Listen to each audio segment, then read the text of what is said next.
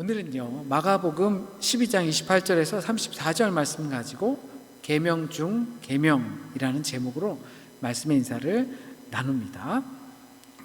여기서 우리가 함께 보실 또 새길 말씀은요, 34절입니다. 예수께서 그가 지혜 있게 대답함을 보시고 이르시되 네가 하나님 나라에서 멀지 않도다 하시니 그 후에 감히 묻는 자가 없더라. 아멘. 이 말씀을 새기면서 계명 중에 계명이라는 제목으로 함께 말씀의 인사를 나눕니다. 지난주에는 알 수 없는 것들에 대한 침묵이라고 했어요. 우리가 알 수 없는 것에 대해서 침묵하는 것, 이것은 마치 문장 속에서 띄어쓰기와 같다고 했지요. 문장 속에 띄어쓰기가 별것 아닌 것처럼 보일 수 있지만 문장을 이해하는 데 매우 중요한 부분이다. 우리 신앙에서도 알 수 없음이라는 그 여백을 남겨둘 때에 나보다 더 큰 능력으로 그 여백을 곧 주님의 은혜로 채워지게 된다는 것이죠. 그래서 빈칸은 내가 모름은 내가 채우는 것이 아니라 하나님께서 채우기를 간구하며 하나님의 지혜를 구하며 살아갔으면 좋겠다 했습니다. 한 주간 동안 살아오시면서 그 빈칸을 또 경험하시고 또 그 빈칸, 답 없음을 경험하면서 나의 한계를 또한 경험하시고 그리고 거기에 답이 달리는 하나님의 은혜가 있으셨기를 진심으로 바랍니다. 오늘 본문에서 주님께서는 또 질문을 받으십니다. 특히 12장에는 말씀을 쭉 그 본문 외에 다른 것들을 쭉 보시면 주님께 수많은 질문들이 쏟아지는 장이 또 12장입니다. 계속해서 질문이 들어와요. 7사람이 갖고 있었는데 당신이 부활이 있다고 그러는데 형제가 7이고 아내가 하나여서 다 죽으면 어떻게 되느냐라는 식으로. 이 본문은 마태복음 22장, 누가복음 10장과도 동일한 내용 그리고 동일한 순서를 가지고 진행이 됩니다. 그 중에서도 오늘 본문의 질문은 계명 중에 첫째가 무엇이냐라는 거죠. 이 사람이 질문에 대답을 잘해요. 답을 잘하는데 좀 말 좀 하는데 그래서 이렇게 딱 물어본 것이 그러면 당신이 그렇게 잘 알고 하니 계명 중에 계명, 첫째가 하는 계명이 무엇이냐라고 물은 겁니다. 가장 중요한 것, 가장 큰 것, 우리가 절대 잊어서는 안 되는 것 무엇입니까? 라고 질문했습니다. 예수께서는 대답하신 그 내용은 모세가 신신당부해서 말했다, 다시 한번 거듭해서 말했다라고 해서 알려진 신명기 6장에 나오는 내용입니다. 그 답변은 우리도 오늘 본문 읽었기 때문에 너무나 잘 알죠. 네 마음을 다하고 목숨을 다하고 뜻을 다하고 힘을 다하여 주 너의 하나님을 사랑하라.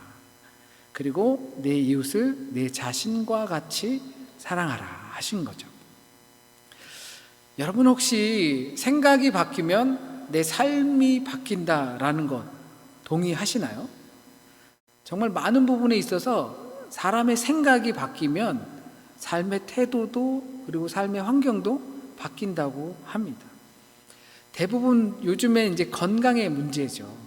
건강의 문제를 아무리 지금 생각했던 사고를 바꾸지 않는 이상은 계속 살다가 보면 그 나타난 질병에 대한 처분, 응대만 하다가 보면 이게 변하는 게 없어요.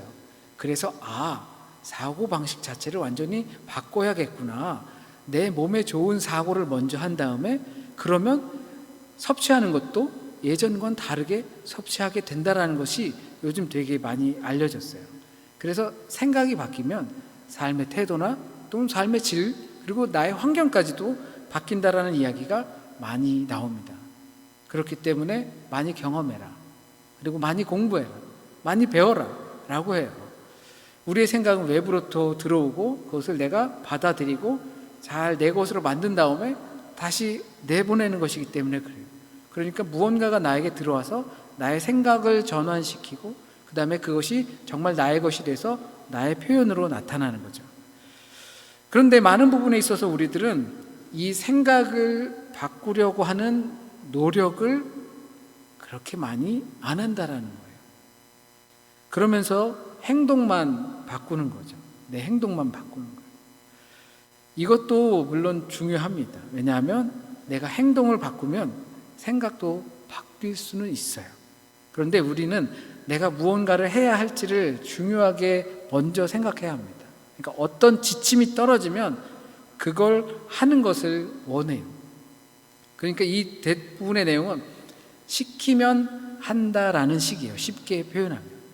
거의 대부분의 사람들이 내 생각을 바꿀 생각을 안 하고 행동을 바꾸고 생각을 바꿀 노력은 하지 않아요. 그래서 시키면 내가 하겠다라는 거죠. 우리가 살아가는 공동체나 학교나 자녀들과의 문제에서도 대부분이 그렇게 됩니다. 그렇다면 그 안에는 마음은 없어요. 이게 좋다고 생각해요? 그러면 당신이 나한테 그걸 시키는 거예요? 그럼 내가 그걸 할게요. 내 마음은 그것이 중요한 것이군요 라는 건 없어요. 맞다고 하니까 내가 시켜서 하는 거예요 라는 거죠. 한 젊은이의 질문이었어요. 내가 무엇을 하여야?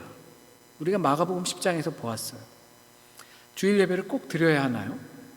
말씀을 꼭 읽어야 하나요? 11조를 해야 하나요? 이런 식인 거죠. 내가 무엇을 하여야 영생을 얻으리까?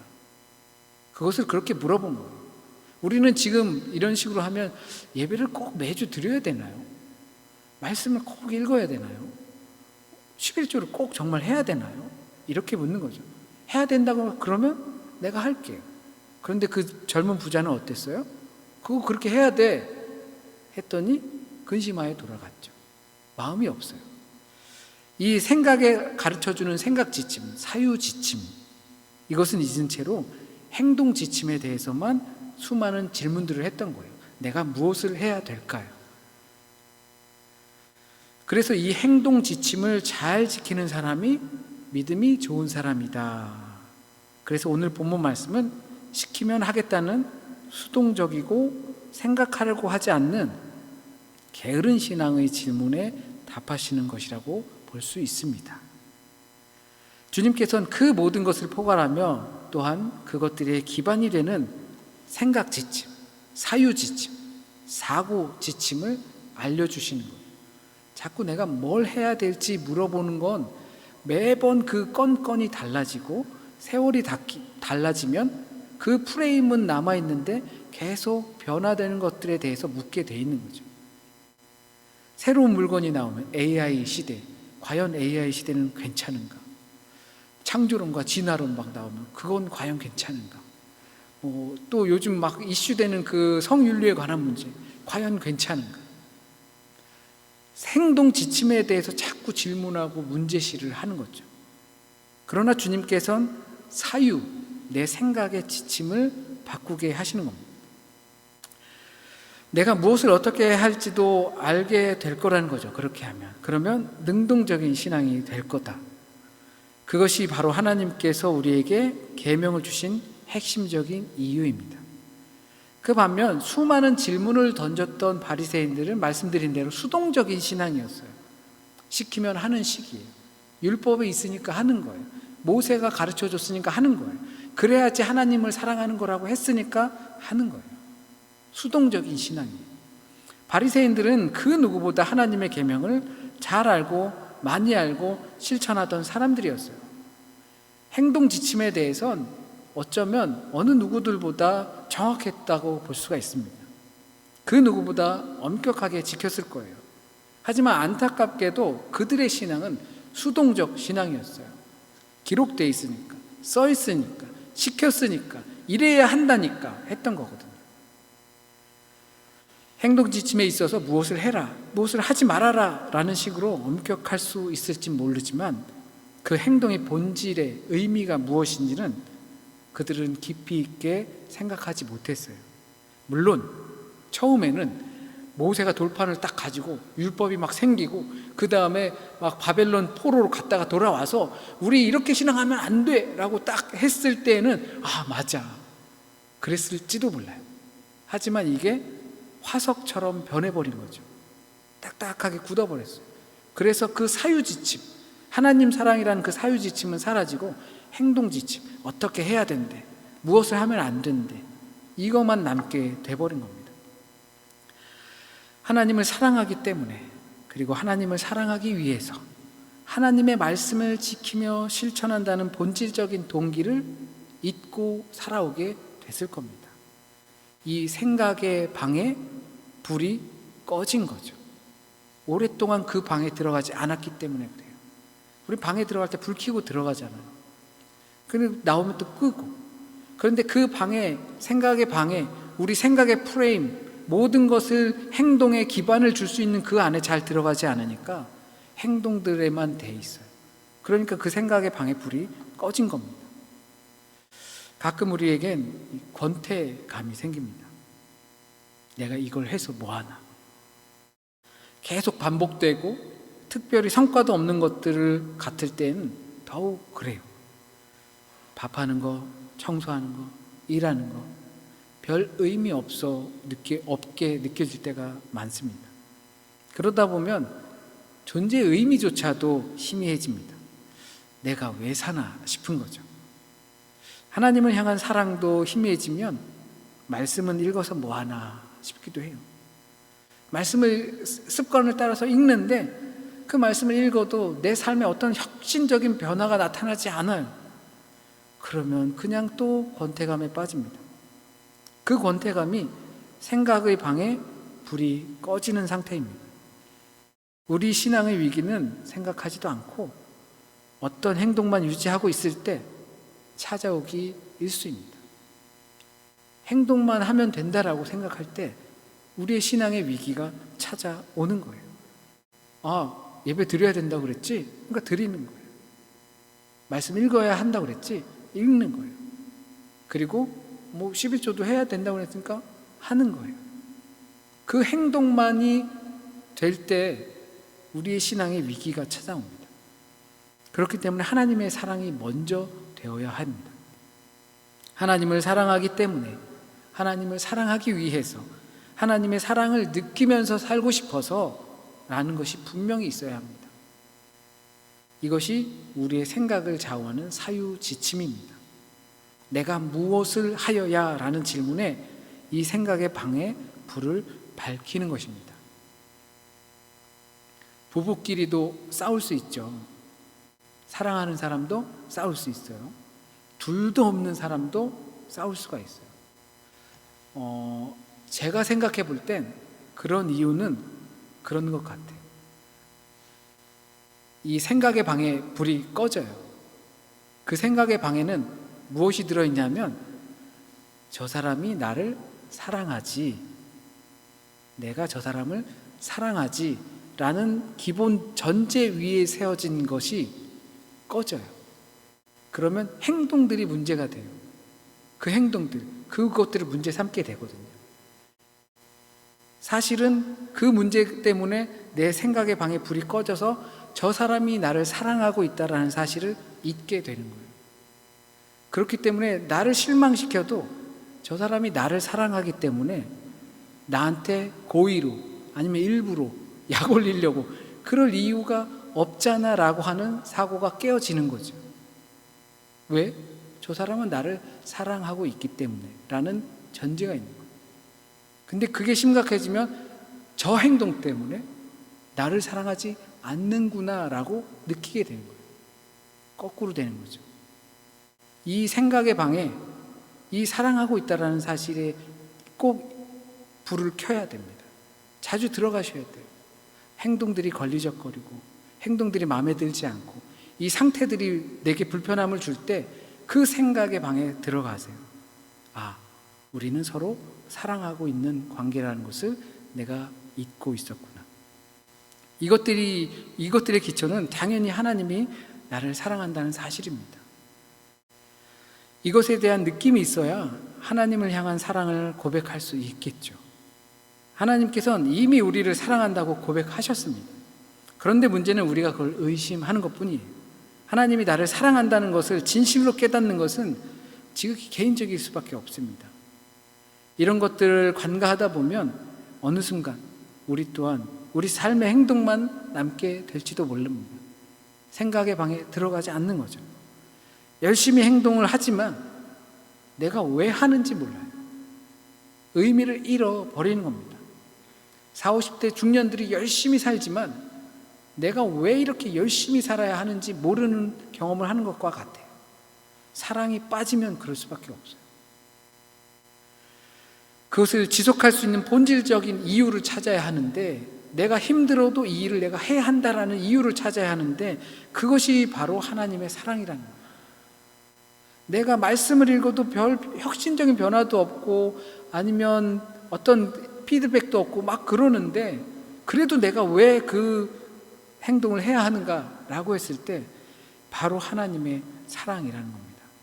하나님을 사랑하기 때문에, 하나님을 사랑하기 위해서, 하나님의 사랑을 느끼면서 살고 싶어서 그것들이 그 생각의 방에서 불이 켜질 때 권태감을 느끼고 지루함을 느낄 때 그 사랑이 깨어나면 그것을 지속적으로 할 수 있게 된다는 겁니다. 행동의 지침으로 이제 이웃을 사랑하라고 말씀하십니다. 어떻게 사랑하라고 하셨죠? 내 자신을 사랑하듯이 사랑하라. 예수께서 아주 심플하게 대답하셨어요. 그렇다면 우린 우리를 어떻게 사랑하시나요? 옛날 분들은 이 사랑이라는 단어 자체도 쑥스럽습니다. 가족끼리도 그래서 안 해요. 그러다 보니 평생 가도 들어보질 못해요. 그러니 우리 자신을 사랑한다는 건 당연히 어렵죠. 저도 저에게 성호야 사랑한다 라고 말 안 해요. 근데 말씀 우리에게 말하잖아요. 네 자신을 사랑하듯 사랑하라. 근데 나는 나에게도 사랑한다고 말을 안 해요. 생각으로는 안 해요. 혹시 해보신 적 있으세요?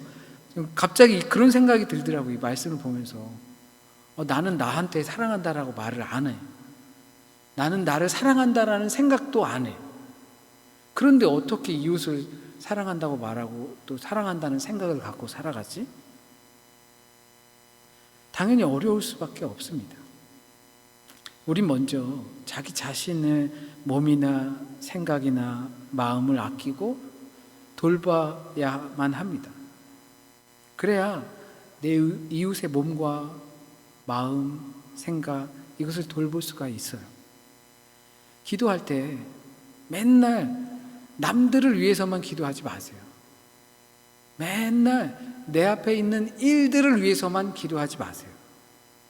자기 이름을 부르며 사랑한다고 고백하세요. 기도 시간에 성호야, 제 이름 부르지 마시고 각자 자기 이름 부르시면서 사랑한다 라고 꼭 말씀해 보세요. 하나님, 저를 사랑해 주셔서 감사합니다. 이렇게 고백을 하셔요. 주님께서 명령하셨잖아요. 너 자신을 사랑하고 그것처럼 타인도 사랑하라. 그 확인이 없이 타인을 사랑하는 것은 그야말로 울리는 꽹과리에 불과해요. 시끄러워요. 하나님 없는 그 시끄러운 굿판이 열리는 것에 불과합니다. 주님께서는 이것을 그렇게 말씀하시며 이웃을 사랑하고 나를 사랑하는 것을 동일하다라고 하셨습니다. 자기만 사랑하느라 자기를 위해 시간은 내도 자기를 위해 돈은 써도 남을 위해 쓰는 시간은 아까워서 머뭇거리면 안 됩니다. 또 반대로 자기를 위해서는 아끼지만 남을 위해서는 기꺼이 쓰는 그것도 조심해야 합니다. 나를 아끼고 사랑하듯 타인도 아끼고 사랑하는 것이 주님께서 알려주신 것입니다. 내가 배고프면 저 사람도 배고프다는 생각이 떠오르는 것이고, 저 사람이 먹으면 나도 먹고 싶다라는 생각이 떠오르는 것이 보통 인간입니다. 사랑도 나에게 그렇게 하라는 겁니다. 그런데 사실 주님께서는 이 내용을 각색을 하셨어요. 원출처는 레위기 19장에서 그것을 따오셔서 말씀하셨는데, 원수를 갚지 말며 동포를 원망하지 말며 이웃 사랑을 하기를 내 몸과 같이 하라 라고 하셨어요. 이게 원출처가 이래요. 이 원출처를 주님께서는 조금 각색을 하셨죠. 당시의 표현이 그렇습니다. 그러면 원수 갚지 말아라, 복수하지 말아라, 원망하지 말아라, 남 탓하지 말아라. 이게 이웃을 내 몸과 같이 사랑하는 행동 지침인 거예요. 주님께서는 사고 지침을 주셨어요. 네 자신을 사랑하듯 이웃을 사랑하라. 내가 먹으면 이웃도 먹여라. 내가 자면 내 그 직원들도 자게 해라. 내가 집이 있으면 타인들도 집이 있게 해라. 라고 이제 정말 넓힐 수 있는 행동 지침을 사고 지침으로 내 자신을 사랑하듯 이웃을 사랑하라 하셨어요. 그런데 레위기에서는 행동 지침을 명확하게 말씀해 주셨어요. 원수 갚지 마, 복수하지 마, 원망하지 마, 남 탓하지 마, 다르게 표현하면 또 거짓말하지 마, 앙심을 품지 마, 미워하지 마. 이런 것들이 우리에게 익숙한 수동적인 신앙을 정확히 말해주죠. 행동을 가르쳐 주잖아요. 복수하려고 하지 마세요. 내게 무슨 일이 당했어도 억울해도 참으세요. 앙심을 품지 마세요. 막 앙심 품어서 내가 복수는 안 하지만 저 인간 잘 안 되길 바란다. 앙심 품지 마세요. 원망하지 마세요. 남 탓하지 마세요. 내 마음을 속이는 거짓말 하지 마세요. 우리 수동적으로 하는 건 잘 하잖아요. 시키는 건 잘 하잖아요. 나와 있는 건 잘 하잖아요. 그러면 이렇게 하셔야 되는 거예요. 이렇게 한 부분이 오늘 본문 마지막 절에 나오는 거예요. 바리새인이, 서기관이 맞습니다 라고 한 거죠. 저는 이 부분이 되게 감동적이기까지 해요. 다른 본문과 다른 이제 마태복음, 누가복음, 마가복음에 동일한 내용이 나오는데 누가복음에서는 매우 인간적이에요.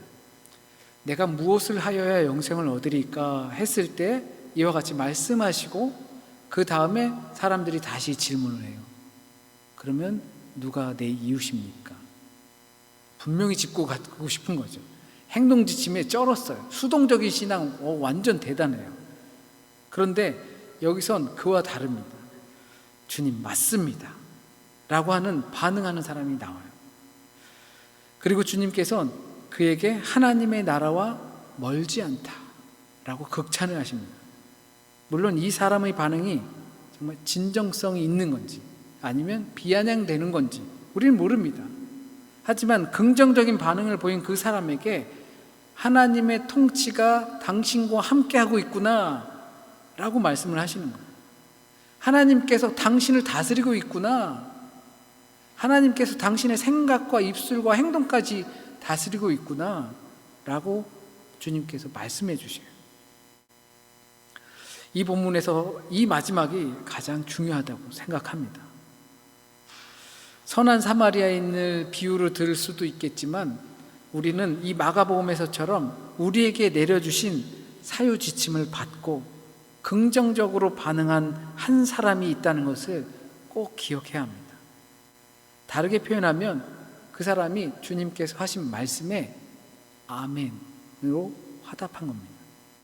이보다 더 중요하게 생각되는 것은 더 이상 묻는 사람이 없었다라는 거예요. 질문이 생기지 않아요. 우리가 질문이 왜 생길까를 한번 생각해 보세요. 정말 11조를 해야 되나요? 정말 매주 주일 예배를 드려야 되나요? 정말 하나님의 말씀이 하나님이 쓰신 건가? 믿을만 한 건가? 이런 질문들 막 생기잖아요. 왜 그 질문이 생기는가 해보면 수동적인 신앙이라 그거는 하나님 거기 때문에 지켜야 돼 라고 하면 하겠지만 마치 그 부자 청년처럼 그것을 지키길 꺼려하는 그런 입장도 우리 안에 있는 거죠. 아직 우리가 애매한 거예요. 그런데 더 이상 질문이 없다. 이것은 감동 아닙니까? 내가 아멘으로 화답하고 더 이상 질문 없고 그러면 뭐 합니까? 그 생각의 프레임, 생각의 방에 있는 하나님의 사랑을 따라서 행동하게 되어 있어요. 그건 그게 아니야. 요거 조금 틀려. 그거 상관없어요. 하나님을 사랑하고 나 자신을 사랑하고 이웃을 사랑하라 하셨으니 방법과 또 모양들은 각자 다를 수 있어도 아멘 하고 행하게 되는 것입니다. 그 부분에 있어서 더 이상 질문하지 않습니다. 이것은 죄인가요? 저것은 해도 되나요? 이것은 더 이상 질문하지 않는다는 겁니다. 고민하지 않아요. 하나님 사랑하고 나를 사랑하고 이웃을 사랑하는 것이라면 그것을 아멘으로 화답하고 하는 것입니다. 그렇기 때문에 이 마지막 부분이 저에게 마가복음에 있어서 굉장히 감동적인 부분이라고 생각됩니다. 행동은 각자가 알아서 할 수 있어요. 그리고 그 행동이 각자 다를 수도 있어요. 하지만 우리가 하나님의 사랑을 받고 있다는 것과 하나님을 사랑하는 것과 나를 사랑하는 것과 이웃을 사랑한다는 생각이 바로 잡히면 행동 지침에 대해서 더 이상 질문이 생기질 않습니다. 그러므로 우리의 행동에 대한 무엇을 어떻게 해야 할지 질문들이 생길 때 먼저 우리의 생각을 점검하시길 바랍니다. 우리 생각의 방에, 사랑의 방에 들어가시길 바랍니다. 그리고 아멘이라고 화답하시길 바랍니다. 그럴 때 우리 안에 질문은, 머뭇거림은 해결될 줄 믿습니다. 기도드립니다. 계명 중에 계명 우리에게 알려주신 주님 참 감사합니다.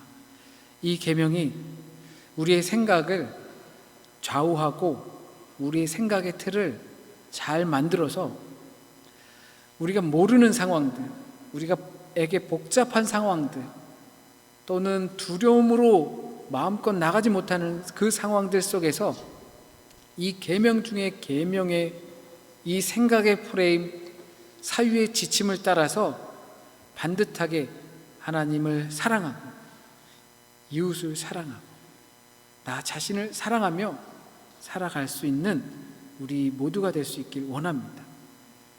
그 사랑하라 하신 것에 우리가 아멘으로 화답하길 바랍니다. 어떻게 사랑해야 하나요?